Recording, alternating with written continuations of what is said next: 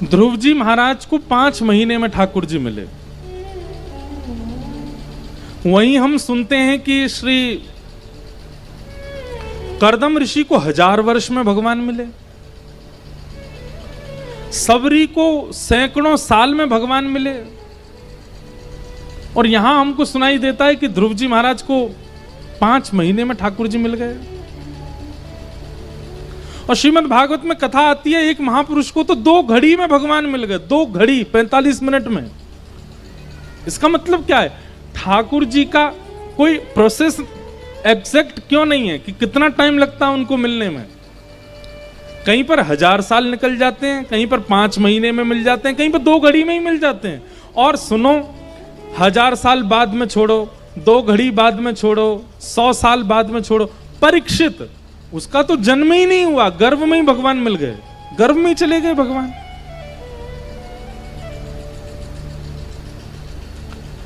Exact process क्या है ठाकुर जी के मिलन का? वो मिनटों में मिलते हैं, घंटों में मिलते हैं, दिनों में मिलते हैं, महीनों में मिलते हैं, सालों में मिलते हैं, कल्पों में मिलते हैं, युगों में मिलते हैं। कब मिलते हैं ठाकुर जी? इसका स्पष्ट उत्तर केवल एक है, आपकी उत्कंठा पर निर्भर करता है कि ठाकुर जी कब मिलेंगे। उत्कंठा समझते हैं? व्याकुलता, ये मिलन की व्याकुलता। मीराबाई कहती हैं, दर्शन को मोहे चाव घनेरो, दर्शन को मोहे चाव घनेरो, कब मिल मीत सवेरा, ओ कब मिल मीत सवेरा। दर्शन को मोहि चाव घनेरो। चाव मतलब एक्साइटमेंट। लिख लीजिएगा, आप जितने ज्यादा उत्कंठित हैं, जितने ज्यादा चाव में हैं, जितने ज्यादा एक्साइटेड हैं, उतनी जल्दी ठाकुर जी मिलेंगे। हां, परीक्षाएं बहुत होंगी, ये बात याद रखिए, विपरीतताएं बहुत आएंगी, रुकावटें आ सकती हैं, लेकिन अपने चाव को डगमगाने मत देना। नाम जब कम हो जाए और आपके साधन कम हो जाए, पर आपकी जो उत्कंठा है मिलने की, वो कम नहीं होनी चाहिए। ठाकुर जी के मिलन में उत्कंठा आवश्यक है।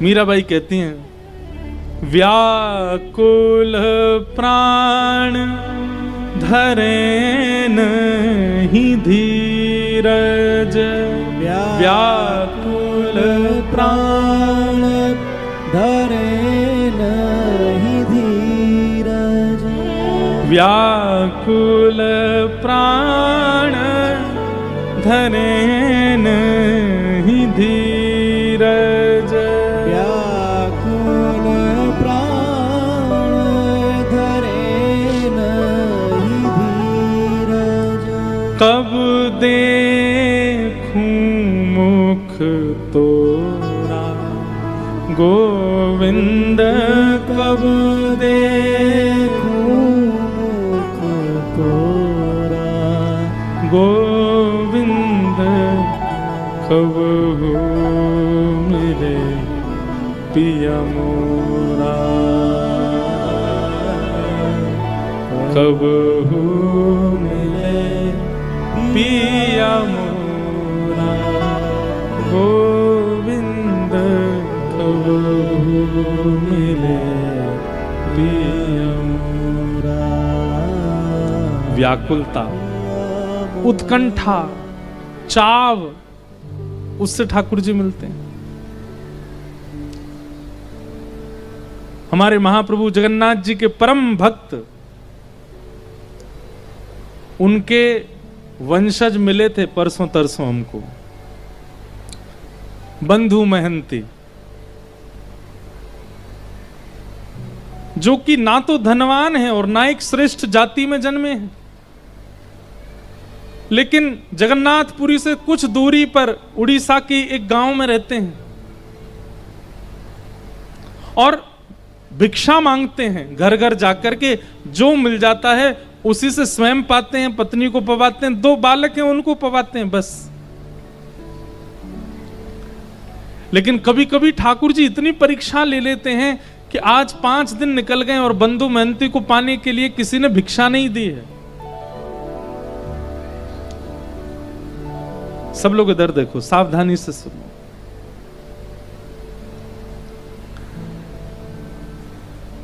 पत्नी व्याकुल है और पता क्या करते हैं, बंधु मेहनती का नियम है, भिक्षा लेकर के आते हैं घर घर से या बैठ जाते हैं रोड के किनारे, जो दे देता है उसको ला करके पत्नी बच्चे और स्वयं पा लेते हैं और पवाने के पीछे शर्त रखते हैं, क्या? पाने के बाद नाम जप करोगे, ठाकुर जी का स्मरण करोगे, भजन करोगे, कीर्तन करोगे, करताल बजा करके अपनी पत्नी बच्चों के साथ कीर्तन करते हैं। 5 दिन हो गए, अन्न नहीं पाया तो पत्नी बोली अब तो अन्न मिला नहीं तो फिर कीर्तन भी नहीं होगा। अन्न मिलेगा तो कीर्तन होगा ना, कुछ खाने को मिलेगा, पेट में जाएगा तभी तो स्वर निकलेगा, तभी तो ताल बजेगी, तभी तो नृत्य होगा, कीर्तन रुक जाएगा। अब बंधु मेहनती को इस बात की चिंता नहीं है कि अन्न नहीं मिल रहा है, उसको इस बात की चिंता कीर्तन नहीं करेगी। सब जगह जाते हैं, चरणों में गिर गिर करके कहते हैं कि मुझे कुछ दे दीजिए, कुछ घर में बनेगा, ठाकुर जी को निवेदित करेंगे तो फिर कीर्तन नहीं रुकेगा। लेकिन आज ठाकुर जी ने ऐसी परीक्षा ली बंधु मेहनती जी की कि सप्ताह निकल गया और किसी ने कुछ नहीं दिया।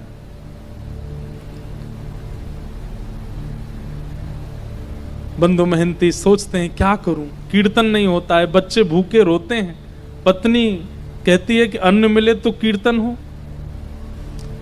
रात में मन बनाते हैं, पत्नी को उठाते हैं, बोलते हैं सुनो मैंने तुम्हें आज तक बताया नहीं, मेरे एक मित्र हैं। अच्छा, बहुत धनवान हैं, बड़े सुंदर हैं, खूब सारे जेवर पहन के घूमते हैं और लाखों करोड़ों लोग उनके चरणों में प्रणाम करते हैं। अच्छा, तुम्हारे मित्र हैं? बोले हाँ मेरे मित्र हैं, मुझे अपना सखा मानते हैं। क्या नाम है उनका? बोले मेरा और उनका एक जैसे ही नाम है, मेरा बंधु मेहनती नाम है, उनका दीन बंधु नाम है, उनका नाम दीन बंधु, हम दोनों मित्र हैं एक दूसरे के। अच्छा, दीन बंधु नाम है, कहाँ रहते हैं वो? देवी मेरा मन है कि मैं और तुम और बच्चे सब उनके पास चलें, वो हमें भोजन जरूर खिलाएंगे। भोजन का नाम सुनती पत्नी इतनी खुश हो गई जैसे पति आज के डेट में गए डायमंड देने को बोल दे या हीरे जवाहरात देने को बोल दे, खूब सारी ज्वेलरी। पत्नी भोजन देंगे? बोले भोजन, दाल देंगे, भात देंगे और साथ में छेना पोड़ा देंगे, आदि आदि सब देंगे। ये सब सुनकर के हम चले उनके पास, चलो बच्चे सो रहे हैं, मैं गोद में उठा लेती हूँ, चलते। देवी चल तो देंगे लेकिन थोड़ा समय लगेगा। कोई बात नहीं, सुबह तक तो पहुंच जाए। सुबह तक नहीं देवी, 5 दिन का समय लगेगा। पत्नी बोली 5 दिन? कहाँ रहते हैं? बोले एक नीलाचल धाम है जगन्नाथपुरी, वहां रहते हैं, मेरे दीन बंधु वहां रहते हैं।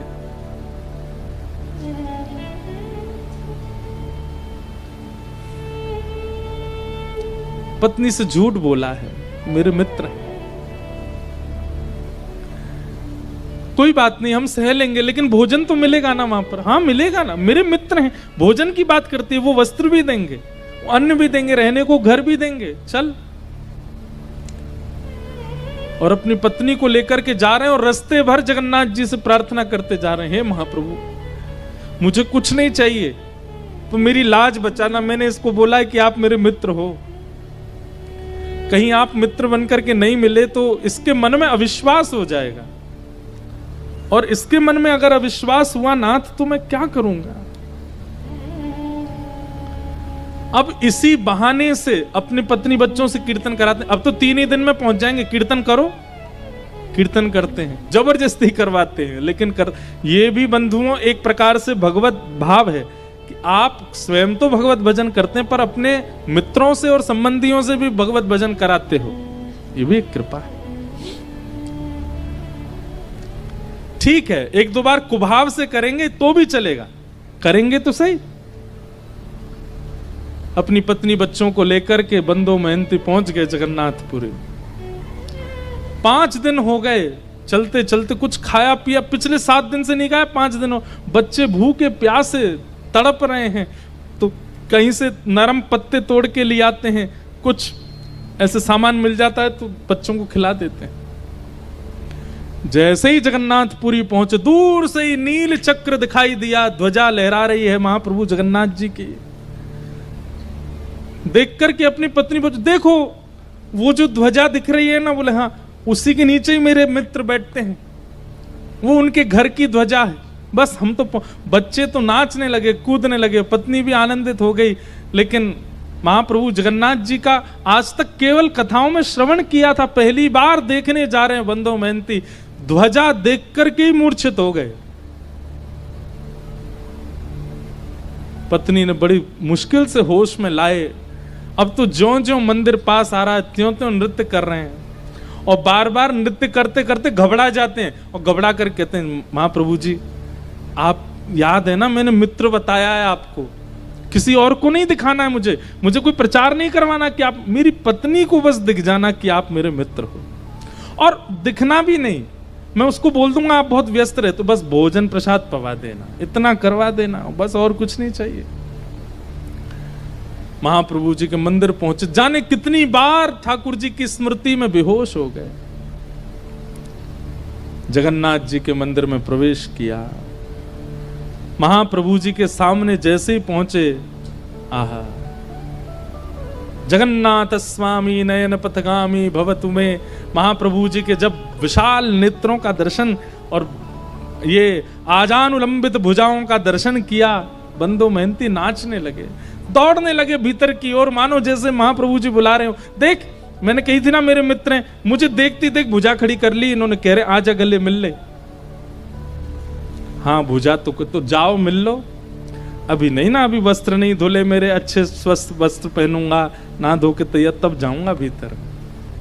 एक लाज तो बचा ली ठाकुर जी, अब दूसरी कुछ प्रसाद पवा देना। ऐसे बंदो मेहनती रात भर बैठे रहे मंदिर के द्वार पर, किसी ने भोजन नहीं पूछा। पत्नी बोली, आप तो कह रहे थे कि आपके मित्र भोजन पवाएंगे, दाल भात और जाने क्या क्या आप हमको प्रलोभन दे रहे थे। अरे तू देखा नहीं कितनी भीड़ थी अंदर, कितने लोग बैठे थे वहां पर, अभी सबसे मिल रहे हैं, वो सुबह तक हो जाएंगे, कराएंगे ना हमको। और वहीं बैठ करके चिंतन करते जा रहे हैं महाप्रभु जी, कीर्तन करो कीर्तन करो, तुम पे तो घूम फिर के कीर्तन आता है, अब तो हम कीर्तन तभी करेंगे जब महाप्रसाद मिलेगा। अर्धरात्रि का समय, सब चले गए, और बंदो महंती केवल हाथ जोड़ करके रुदन करते हुए ठाकुर जी से प्रार्थना कर रहे, नाथ लाज बचा। और तभी महाप्रभु जगन्नाथ जी एक ब्राह्मण का रूप धारण करके आए, अपनी सुंदर थाल में महाप्रसाद स्वयं गए रसोई में ठाकुर जी, और जो महाप्रसाद रखा था जगह जगह से हंडियां उतार करके अपने हाथों से ही महाप्रसाद धर रहे हैं, अपने हाथ से ही दाल ला रहे हैं, और फिर ढूंढ रहे हैं कौन कौन सी सामग्री कहाँ धरी है। सब जगह से, जैसे कोई थाल, माता थाल लगाती है बालक के लिए, उसको ये अच्छा लगता है ये भी पवा देते हैं, ये अच्छा लगता है ये भी तो महाप्रभु जी देख रहे हैं मेरे को भोग में क्या क्या अच्छा लगता है, वो सब सामग्री ढूंढ ढूंढ के निकाल रहे हैं। कटहल की सब्जी धरो, महाप्रसाद धरो, खिचड़ी धरो, इसमें दाल धरो, ये धरो, सब पूरा थाल अपने हाथों से सजा रहे हैं। सुभद्रा जी बलभद्र जी देख करके कितने प्रसन्न हो रहे हैं, वाह आज महाप्रभु, पूरी दुनिया इनकी थाल लगाती है लेकिन आज खुद थाल लगा के लेके जा रहे हैं। ठाकुर जी को अपनी थाली लगानी नहीं आती, उनको क्या चुपचाप से बैठे रहते हैं, लाडले लाल हैं, दूसरे लगा लगा के देते हैं, पर आज बंदो महंती की थाल खुद लगा रहे हैं।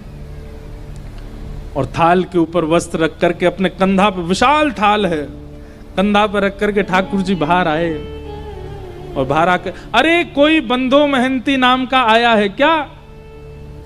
बंदो महंती तो नाम सुनकर के, मेरा नाम किसको पता भाई? मन में सोचा, पत्नी तो सो गई है, मन में सोचा कोई और होगा बंदो महंती मेरे जैसा, लेकिन देखा कोई और है भी नहीं, अकेला मैं ही बैठा हूं। ठाकुर जी बड़ी अपनी भौं चढ़ा करके, और जैसे कोई बिना भाव दिए बात करता ना, ऐसी बात कर रहे हैं, ए भाई कौन हो तुम, कहां से आ गए हो, ये फटे पुराने लत्ते पहन, यहाँ बाहर निकलो यहाँ से, चले जाएंगे भगवान। पर हम ही बंदो मेहनती हैं। तुम बंदो मेहनती हो? बोले हाँ। अच्छा, अपना और परिचय बताओ। बोले और तो क्या परिचय है? परिचय यही है कि मेरे पास ना तो घर है, ना व्यापार है, ना संपत्ति है, ना धन है, कुछ भी नहीं है। ठाकुर जी को अपना मित्र मानता हूं बस। अरे यही परिचय तो पूछ रहे थे। महाप्रभु जगन्नाथ जी आए थे स्वप्न में, और स्वयं भगवान ही कह रहे हैं, बोले प्रभु महाप्रभु जगन्नाथ जी आए थे स्वप्न में, स्वप्न में आके बोले मेरा मित्र बंधु मेहनती। बोले 1 मिनट रुक जाएंगे? बोले क्यों? पत्नी को उठा दूं, उसके सामने बोल दो ये बात कि मेरे को मित्र कहा महाप्रभु जी ने। अपनी पत्नी को उठा रहे हैं, पत्नी को उठाया, पत्नी बोली क्या हुआ? बोले देख महाप्रसाद लेके खड़े हैं। एक बार दोबारा बोलेंगे ठाकुर जी ने स्वप्न में क्या कहा? बोले ठाकुर जी स्वप्न में आके बोले हमारा मित्र बंधु मेहनती बैठा है बाहर, उसको महाप्रसाद देख के आप। सुन करके अब महाप्रसाद देख करके तो बच्चे पत्नी खुश हुए, लेकिन बंधु मेहनती तो ये शब्द सुनकर के ही प्रसन्न हो गया कि ठाकुर जी ने मित्र मान लिया। वहीं रोने लगा, ब्राह्मण के चरण पकड़ लिए, बोले सुनिए मेरी तो योग्यता नहीं मैं उनको जाकर के प्रणाम करूं, आपने मेरी लाज बचा ली, पत्नी मेरी तरफ से दंडवत कर देना, एक बार हृदय से लगा लेना। बोले कि समय मिलेगा जगन्नाथ जी खुद ही बुला लेंगे तुमको भीतर, महाप्रसाद पाओ। और सुनो ये थाल बहुत महंगा थाल है, इसको व्यवस्थित ऊपर पहुंचवा देना मंदिर में। जी जी हम पहुंचवा देंगे। अब महाप्रसाद आया, बच्चों ने पेट भर के पाया, पत्नी ने पाया, बंधु मेहनती ने पाया। बंधु मेहनती को भूख थोड़ी ही थी, वो तो भूख मर गई ठाकुर जी की बात सुन करके। रात में बर्तन धो करके विशाल थाल, उसमें रत्न जड़े थे, इतना महंगा थाल। अब वो तो पूरे घूम आए मंदिर के आसपास, कोई मिला नहीं। बोले थाल किसको दूं मैं? ठाकुर जी की लीला, ना द्वार पर कोई है, ना कहीं कोई स्थान है रखने का। और मन में सोच रहे मैं कहीं भी रख के चला जाऊं तो कोई ले गया तो अपने पास छुपा करके थाल को धर लिया। सुबह होगी, द्वार खुलेंगे तो भीतर दे दूंगा पुजारी जी को। प्रातः काल होते ही महाराज मंदिर में हड़कंप मच गया। ठाकुर जी का थाल चोरी हो गया, ठाकुर जी का थाल चोरी हो गया। रसोई घर से दूसरी आवाज आने लगी। बोले क्यों? हंडियां फूटी पड़ी हैं, चावल बिखरे पड़े हैं, पता नहीं कौन भीतर घुसा था, सारी सामग्रियां फैला दी हैं। ठाकुर जी हैं, व्यवस्थित थोड़ी रहते हैं, यूं यूं उठा दिए होंगे सब सामान, गिर दी होंगी हंडी। हल्ला मचा, ढूंढने लगे, इतने में बंधु मेहनती के नेत्र खुले, ये अपनी थाल लेकर के मंदिर में ही पहुंच गए। और जैसे ही इनके हाथ में थाल देखी तो शरीर की अवस्था, वस्त्रों की अवस्था से लगता ही नहीं है कि इसके पास थाल, चोर ही मालूम पड़ रहा था। बिना पूछे बिना जाने ही मारपीट शुरू कर दी। और जैसी मारपीट होनी शुरू हुई, बंधु मेहनती तो वाह जगन्नाथ, जय हो जगन्नाथ, आहा जगन्नाथ, रात में तो छेना पोड़ा खिला रहे थे, रात में तो रसगुल्ला खिला, सुबह लात घुसा पड़वा रहे हो, वाह जगन्नाथ तेरी लीला बड़ी अद्भुत है। पत्नी आकर इनको मत मारिए, ये जगन्नाथ जी के मित्र। बोले अच्छा जगन्नाथ जी का मित्र, इसको बताते हैं हम। अरे रात में जगन्नाथ जी ही दे करके गए। हाँ जगन्नाथ जी पे और तो कोई काम ही नहीं, इसको देने जाएंगे। इस पर पहनने के लिए वस्त्र तो अच्छे नहीं है, महाप्रभु जगन्नाथ इसको महाप्रसाद पमाएंगे।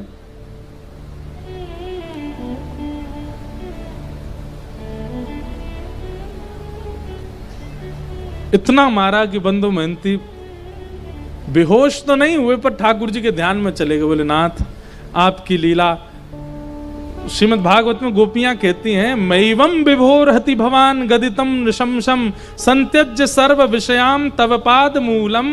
हे ठाकुर जी, सब चीज छोड़ करके भक्त आपकी शरण में आता है, लेकिन आप परीक्षा लेने से बाज नहीं आते, आप बहुत परीक्षा लेते हो।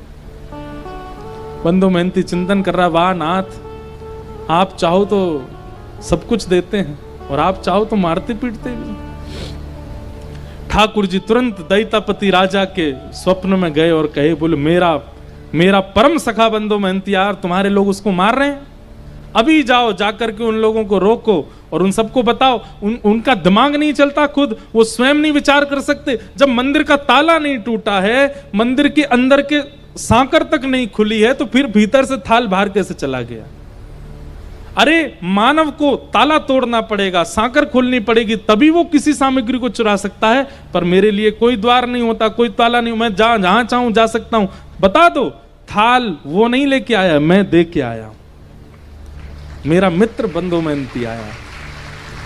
राजा ने आकर के सबको रोका, बोले क्यों मार रहे हो? इन्होंने बोले थाल चुराया, ताला खुला हुआ मिला था क्या? बोले नहीं। बोले रसोई घर में सब सामग्री फैली थी, बोले रसोई के ताले खुले हुए? तो बोले नहीं। बोले भाई जब ताले ही टूटे नहीं तो फिर ये सामग्री बाहर कैसे आई? विचार किया तुमने? बोले स्वयं जगन्नाथ जी देख करके गए। जगन्नाथ जी की आज्ञा बता करके क्षमा मांगी और महाप्रभु जगन्नाथ जी ने आज्ञा कर दी। बोले आज से हमारे मंदिर में सब जो भी कुछ धन राशि आती है, जो भी, वो सब सेवा बंधु महंती को प्रदान करो, इनको हमारे मंदिर की सेवा दे दो। आज तक महाप्रभु जगन्नाथ जी के मंदिर की सेवा उन्हीं के वंशज करते आ रहे हैं। परसों तरसों हमें मिले थे, कोई उनके वंश के ही आए थे, भुवनेश्वर से मिल के गए। कैसे कृपालु है नाथ। परीक्षाएं तो बहुत लेते हैं, लेकिन अपने उत्कंठा को डगमगाने मत देना। बस जीवन में पड़ाव बहुत आएंगे, भक्ति मार्ग में रुकावटें बहुत आएंगी, विचलनता बहुत ज्यादा आवेगी, लोगों के द्वारा बहुत कुछ सुनना पड़ेगा, पर आप अपनी मिलन की जो वो भावना है उसको खत्म मत होने दो, वो यथावत रहने दीजिएगा। ध्रुव जी महाराज को 5 महीने में ठाकुर जी मिल गए और ठाकुर जी ने मिलकर के ध्रुव जी की स्तुति श्रवण करी। ध्रुव जी महाराज ने भगवान की पावन स्तुति गा करके चरणों में प्रणाम करके कहा, भगवान भक्ति मुहु प्रवहताम त्वयि में प्रसंगो भूयादनंत महताम अमलाशयानाम ये नांजसोल्वणुमुरु व्यसनम भवाब्धिम निश्चय भवत गुण कथामृत पान मत्त। हे नाथ, मुझे आपकी कथा का व्यसन हो जाए, कृपा करके ऐसा अनुग्रह कर दो। भगवान ने ध्रुव के ऊपर कृपा की। 36,000 वर्ष तक ध्रुव जी ने पृथ्वी पर राज्य किया। तत्पश्चात ध्रुव जी महाराज श्री भगवत धाम को प्रस्थान किए और भगवान ने उनको एक नवीन लोक बना करके दिया जिसका नाम ही है ध्रुव लोक। वहीं पर श्री ध्रुव जी महाराज नित्य बैठ करके भगवान का आराधन और दर्शन करते हैं। बोलो भक्तवत्सल भगवान की जय। ध्रुव जी के वंश में राजा अंग, इनके बेटा बैन, बैन के ही यहाँ भगवान पृथु हुए और पृथु महाराज ने 10,000 कान मांगने का वरदान मांगा। ऐसे सब क्रम सुनाए गए। तत्पश्चात ऋषभदेव महाराज जी का चरित्र सुनाया, जिनके वंश में श्री भरत जी हुए, जो कि अपने तृतीय जन्म में भरत जी महाराज दूसरे जन्म में हिरण बने, तीसरे जन्म में जड़ भरत बन करके आए और रहुगण राजा को इन्होंने ज्ञान उपदेश किया। अद्भुत कथा यहाँ पर सुनाई गई। भूगोल खगोल का वर्णन किया, नरकों का वर्णन किया गया। सब कथाओं को हम प्रणाम मात्र करते और वृत्रासुर की कथा सुनाई गई, जहाँ पर 4 श्लोक वृत्रासुर ने भक्ति प्रधानता के गाए हैं। भक्ति पथिकों को ये 4 श्लोक याद होने चाहिए। कौन कौन से? श्री अनेक बार हमने इनका विस्तार किया है।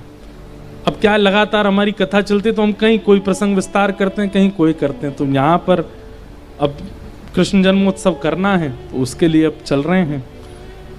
वृत्रासुर ने 4 स्तुतियां श्लोक गाई हैं, उनकी बड़ी प्रधानता है। अहम हरे तब पादई कमूल दासानुदासो भवतास्म भूय मनस्मरेता सुपतेर्गुणांस्ते गृणीतवाक्कर्म करोतु कायः न नाकपृष्ठं न च पारमेष्ठं न सार्वभौमं न रसाधिपत्यं न योगसिद्धिरपुनर्भवं वा समञ्जसत्वा विरहैकाङ्क्षे अजातपक्ष इव मातरं खगा स्तन्यं यथा वत्सतराच्छुधार्था प्रियं प्रियैव व्युषितं विषन्नाः मनोरविन्दाक्ष ददीक्षते त्वां ममत्तमश्लोकजनेषु सख्यं संसारचक्रे भ्रमतस्य कर्मभिः त्वन्मायया आत्मजजादरागहे स्वासक्तचित्तस्य न नाथ भूयात्। इस प्रकार श्री वृत्रासुर ने भगवान की स्तुति गाई, प्रहलाद जी का पावन चरित्र सुनाया गया। हिरण्यकश्यप नाम के राक्षस के यहाँ पर भक्त प्रहलाद का प्रादुर्भाव हुआ। भगवान को जब कृपा करनी होती है तो विपरीत परिवार में भी भक्तों को जन्म दे देते हैं। लेकिन आजकल के कलयुगी जीव भक्त बालकों को पाकर के मन में विचार करते हैं कि भैया संसार में कैसे रहेगा।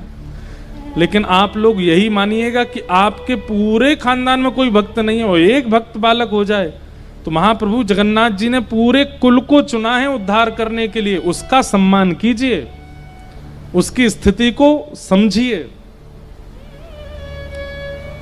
आज भी कोई सुबह मिलने आए थे, उनमें भी एक छोटी सी लाली बेचारी, उसके लिए भी उनकी माता जी बोल रही थी कि इनके परिवार में कोई और इनकी भावना को समझता नहीं।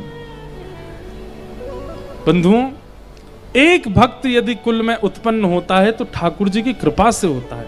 आपने कोई प्रयास नहीं किया। कई जगह ऐसा होता है दादा दादी भक्ति कराते हैं, माता पिता भक्ति कराते हैं, तब बालकों में भक्ति जागृत होती है। पर कई जगह ऐसा होता है किसी में भक्ति नहीं है, लेकिन वो बालक बचपन से ही वैष्णव भक्त हो जाता है, अपने आप उसकी रुचि कथाओं में बढ़ने लग जाती है। इसका मतलब है ठाकुर जी ने चुना है। ठाकुर जी चाहते हैं कि आप भक्ति भाव में आओ। आजकल बहुत सारे बालक ऐसे मिलते हैं जो सब काम करते थे, लेकिन अचानक से कोई रील ऐसी देख ली, कोई वीडियो ऐसी उनके सामने आ गई, उसको देख लिया, महाभागवत प्रसंग सुन लिए, बस वो प्रसंग सुनते ही उनके चित्त में परिवर्तन आने लगा। जिनका मैं बात बता, बंदो महंती के जो परिवार के परसों हमें मिले, वो भी बता रहे थे, बोल महाराज जी हम सब कुछ चलता था जीवन में परिवार में, लेकिन 2 वर्ष पहले कोई ऐसी क्लिप देख ली, ऐसा भाव सुन लिया कि बस तब से सब छोड़ दिया। वचनों में बहुत ताकत है। मुझे ऐसा लगता है कलयुग में परमात्मा कहां है? वाणी में है। वाणी में परमात्मा विराजमान है। ये वाणी चाहे तो व्यक्ति को साधक बना दे, और यही वाणी चाहे तो व्यक्ति को महाकुकर्मी बना दे। वाणी चाहे तो व्यक्ति को जीवन उद्धार करने के मार्ग पर पहुंचा दे, और वाणी चाहे तो आत्महत्या करने पर मजबूर कर दे। वाणी ही श्री कृष्ण है। आज पूरी सृष्टि का संचार वाणी से हो रहा है, और उस वाणी में अगर नाम विराजमान हो जाए तो उस वाणी से कितनों का अध्यार हो जाएगा। तो किसी कुल में यदि भक्ति नहीं है और वहां एक भक्त का आगमन हो जाता है तो इसका मतलब भगवत कृपा करके वहां आएंगे। 2 प्रमाण दे रहे हैं हम। पहला, रावण के पूरे कुल में कोई भक्त नहीं है, लेकिन परम भागवत श्री विभीषण जी हो गए। रावण की वजह से लंका की पृथ्वी पर राम जी के चरण नहीं पड़े हैं। विभीषण ने इतना नाम जप किया है, इसलिए हनुमान जी भी गए हैं, राम जी भी गए हैं, लक्ष्मण जी भी गए, पराम्बा जगदम्बा श्री सीता जी भी विराजी हैं। क्यों? क्योंकि एक वैष्णव वहां रहता है। एक वैष्णव के नाम गुणगान की वजह से पूरा राम दरबार इकट्ठा हो सकता है लंका में, और यहां एक वैष्णव के नाम गुणगान से भगवान खंभ भेदन करके नृसिंह बन के प्रकट हो जाते हैं। हम यहां पूरे दिन घर सजाते रहते हैं, ठाकुर जी कभी तो आओ, ठाकुर जी हमारे घर में पधराओ, इत्र लगाते हैं, चौक पुराते हैं, गोबर से लेपन कर देते हैं, सजाते हैं, ठाकुर जी आते ही नहीं। लेकिन विपरीत अवस्था के परिवारों में एक भक्त यदि पुकार करता है तो ठाकुर जी पहुंच जाते हैं। इसका मतलब क्या है? उसकी पुकार में सामर्थ्य है ठाकुर जी को बुलाने की। हमारी पुकार अभी उस योग्यता से हुई नहीं। प्रहलाद विपरीत परिवार में जन्मे हैं। अरे दूर दूर तक कोई व्यक्ति ऐसा नहीं है जो भगवत, मैं एक बात कथा में कहा करता हूं, माताजी डॉक्टर हैं, पिताजी डॉक्टर हैं, भैया डॉक्टर है, चाचा डॉक्टर हैं, दादाजी डॉक्टर हैं, और तुम भी डॉक्टर बन गए, कोई बड़ी बात नहीं है। लेकिन माताजी डॉक्टर नहीं, पिताजी नहीं, दादाजी नहीं, चाचा नहीं, दूर दूर तक खानदान में, और तब आप डॉक्टर बन जाओ तो आपके चर्चे बुआ फूफा के खानदान तक होते हैं। अरे भाई उसको देखा डॉक्टर बन गया। जहां सभी डॉक्टर होते हैं वहां आप भी बन जाओ तो पता नहीं तुम भी डॉक्टर ही होंगे, सब डॉक्टर, हाँ हम भी डॉक्टर। वहां तो ऐसे जैसे मानो भंडारे में डॉक्टर बन गए हम, ऐसा लगता है। ठीक वैसे भैया दादी भी भक्त हैं, दादा भी भक्त हैं, पिताजी भी भक्त हैं, मैया भी, आप भी भक्त बन गए। इसमें इतनी पूछ वाली बात नहीं है, लेकिन सब विपरीत हैं और तब आप भक्त हो। उस समय महाप्रभु जगन्नाथ जी को स्मरण किया करो, ये आपकी कृपा है। आप चाहते हैं कि मैं नाम गाऊं, इसलिए गा रहा हूं। इसलिए विपरीत अवस्था में जब कोई वैष्णव भक्त बालक होता है, उस पर भगवत कृपा है। श्री प्रहलाद जी महाराज हिरण्यकश्यप के यहां पर जन्मे। पिता के पूछने पर नवदा भक्ति का प्रवचन सुनाया तो पिता को क्रोध आ गया। किसने सिखाया तुझे? गुरुकुल में तो पढ़ाते नहीं। गुरुकुल के गुरुजी ने कहा कि ये तो गर्व से ही सीख के आया है, हमने कुछ नहीं सिखाया इसको। आज क्रोध में भर करके प्रहलाद को पकड़ लिया हिरण्यकश्यप ने। अनेक प्रयास किए लेकिन नहीं मार पाए। तब अंत में कहा, बोले पहले तेरा हरि मरेगा फिर तू मरेगा, बता तेरा हरि कहां है? प्रहलाद जी महाराज बोले, पिताजी कहां नहीं है, सब जगह, कण कण में उनका निवास है। खम वायु अग्निम सलिलम महिम च ज्योतिम से सत्वानि दिशो द्रुमादीन सरित समुद्रांश हरे शरीरम यत्किंच भूतम प्रणमेत अनन्यम। यदि आप लोग जगन्नाथपुरी जाते हैं तो हमारी कई एक बात मानिएगा, महाप्रभु जगन्नाथ जी का दर्शन करो, विमला देवी का दर्शन करो, गोपीनाथ जी का दर्शन करो, लक्ष्मी मैया का दर्शन करो, और महाप्रभु जी के मंदिर के ठीक पीछे जहां एकादशी जी हैं वहीं ऊपर नृसिंह भगवान भी हैं, उनका भी दर्शन किया करो दक्षिण द्वार के पास में। जगन्नाथ जी के दर्शन का इतना प्रभाव है। वो क्रूर रूप में क्यों रहते हैं, ऐसे विशाल विकराल रूप में क्यों रहते हैं? ताकि हमारे भीतर प्रकट हुए आर्त, हमारे भीतर प्रकट हुए जो कुभाव हैं उनका नाश कर सकें। एक क्रोधी का जीवन में होना आवश्यक है। क्षमा कीजिएगा, जिस व्यक्ति के ऊपर कोई शासन करने वाला नहीं होता ना, स्वच्छंद होता है, वो बहुत जल्दी बिगड़ जाता है। लेकिन जिस व्यक्ति के ऊपर एक शासन करने वाला होता है, एक व्यक्ति ऐसा है जो उसको रोकेगा भी, टोकेगा भी, डांटेगा भी, उसके भय के कारण कई बुरे कामों से वो बच जाता है। परिवार में अगर एक व्यक्ति भी बड़ा डांटने वाला नहीं है तो बच्चों की बिगड़ने की संभावना बहुत ज्यादा है। सब लाड़ करते हैं, सब प्यार करते हैं, तो ऐसे घर के बच्चे ज्यादा बिगड़ैल होते हैं। ठीक वैसे ही हमारे राधारमण जी भी मीठे, हमारे राधा वल्लभ जी भी मीठे, जगन्नाथ जी भी मीठे, गोपीनाथ जी भी मीठे, सबरे ठाकुर तो मीठे। हमारे हृदय के बिगड़ने की संभावना बहुत ज्यादा है। इसलिए तब जाकर के नरसिंह भगवान का दर्शन किया करो। इनको देख करके तो हमारा मन सोच लेता है, ठाकुर जी एक बार पी लूं थोड़ी सी, आप तो परमात्मा हैं, आप तो बड़े प्यारे ठाकुर, मुझे क्षमा कर देंगे। एक बार थोड़ा सा कुछ खा लूं, एक बार मित्रों के साथ ऐसा कर लूं, क्या एक ही बार तो कर रहा हूं। लेकिन जब नृसिंह भगवान सामने आते हैं तब हमारा मन कहता नहीं भगवान नहीं करूंगा, आप जैसा कहेंगे वैसा। वो शासन के देवता हैं, हमारे मन को भयभीत कराते हैं। इसलिए नृसिंह भगवान का दर्शन जगन्नाथ किए हैं आप लोगों ने। दक्षिण द्वार जैसे बिल्कुल मंदिर में जगन्नाथ जी जहां उसके बिल्कुल पीछे ऊपर सीढ़ी चढ़ के जाओ तो वहां नृसिंह भगवान विराज रहे हैं, उनका दर्शन किया करो। उनका दर्शन मन की एकाग्रता के लिए और मन के कुभाव की तरफ ना भागने के लिए बहुत आवश्यक है। इसलिए जब भी मन में कुभाव उत्पन्न होता है उस समय नृसिंह भगवान का स्तवन करना चाहिए। हे नृसिंह भगवान, मेरे मन को देख लीजिए नाथ, ये मुझे ले जा रहा है उस मार्ग की ओर। नृसिंह भगवान देख लेंगे फिर मन को। आज हिरण्यकश्यप ने कहा, कहां है तेरा परमात्मा? बोले सब जगह है, इस खंबे में। बोले हाँ। जैसे ही मुष्टिक प्रहार किया, खंब भेदन करके भगवान नृसिंह प्रकट हो गए। सत्यम विधातुम निज भृत्य भाषितम व्याप्तिम च भूतेष्वखिलेषु चात्मनः अदृश्यतात्यद्भुत रूपमद्वहम् स्तंभे सभायान मृगम न मानुषम। भगवान नृसिंह प्रकट हुए, हिरण्यकश्यप के साथ युद्ध करते हुए उसका वध कर दिया।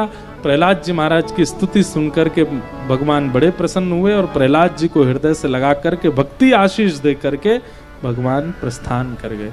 बोलो भक्त वत्सल भगवान की।